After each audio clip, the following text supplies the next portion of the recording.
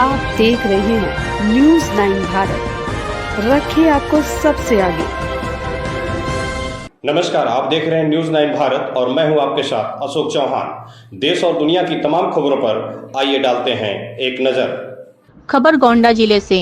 जिले के प्रसिद्ध राजनेता इंद्र बहादुर सिंह उर्फ पप्पू सिंह परास की चौथी पुण्यतिथि 20 मई 2025 को बनाई गई। आमदही के धनियागंज बाधा स्थित भारत पेट्रोलियम पंप पर स्थित उनकी मूर्ति पर श्रद्धांजलि अर्पित की गई। पप्पू सिंह परास ने बेलसर ब्लॉक से 2 बार ब्लॉक प्रमुख के रूप में सेवा की। तब तरबगंज विधानसभा से भाजपा के टिकट पर चुनाव भी लड़ चुके थे। उनकी पहचान गरीबों के मसीहा के रूप में थी। स्वच्छ छवि और अनूठे व्यक्तित्व के कारण वह गोंडा जिले की शान थे। कोरोना काल में उनका निधन हो गया। इससे क्षेत्र की राजनीति पर गहरा धक्का लगा। पुण्यतिथि पर बड़ी संख्या में लोग श्रद्धांजलि देने पहुंचे। उनकी याद में श्रद्धांजलि सभा और सामाजिक कार्यक्रम आयोजित किया गया। पप्पू सिंह विरासत आज भी लोगों को प्रेरित करती है। उन्होंने हमेशा गरीबों और जरूरतमंदों की मदद को प्राथमिकता दी। उनकी लोकप्रियता का अंदाजा इस बात से लगाया जा सकता है कि आज भी लोग उन्हें याद करते हैं। न्यूज़ 9 भारत के लिए गोंडा संवाददाता मोहन लाल चौहान की खास रिपोर्ट। पप्पू भैया जो इस क्षेत्र के जननायक थे, इस ब्लॉक के पूर्व ब्लॉक प्रमुख थे, हमारे सगे बड़े भाई थे। कोरोना काल में कैजुअलिटी हो गई थी। आज हम लोग उनकी चौथी पुण्यतिथि मना रहे हैं और उनकी स्मृतियों को याद करते हैं। कोई खास स्मृति आपके पास है? आप उनके छोटे भाई हैं। उनकी जो जीवन शैली थी, कार्य शैली थी, उनका जो कार्य व्यवहार था, वो हमारे क्षेत्र में, हमारे जिले में किसी से छिपा नहीं था।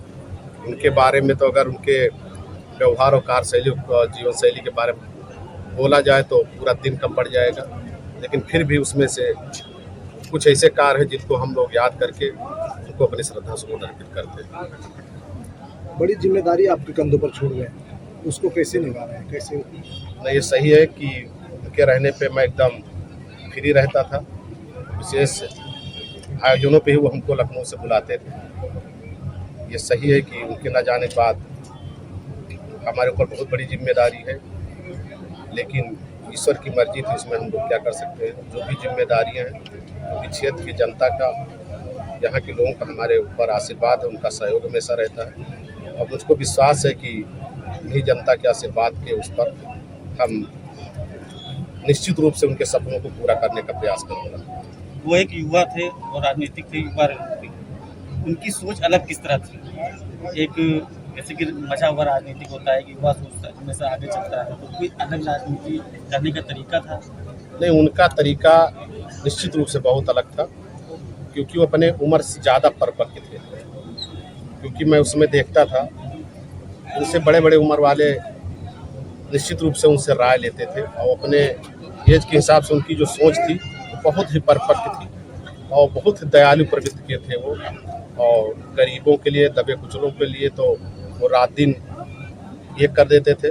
बल्कि मैं सही बताऊं, क्योंकि मैं उस समय राजनीतिक नहीं था, हम लोग राजनीति करते भी थे, तो छात्र राजनीति किए हैं लखनऊ विश्वविद्यालय में। तो छात्र राजनीति की जो होती है तरीके, वो बहुत अलग होते हैं। कभी कभी मैं बैठा रहता था, गांव आता था, मढ़ा में बैठा रहता था, उनको जो देखते थे गरीबों की मदद करने की होती है, क्योंकि हम कभी कभी उनको रोकते भी थे, क्योंकि हम लोगों की जो पृष्ठभूमि है बहुत बड़े घर की नहीं है। हमारे पिताजी एक प्राइमरी के टीचर थे।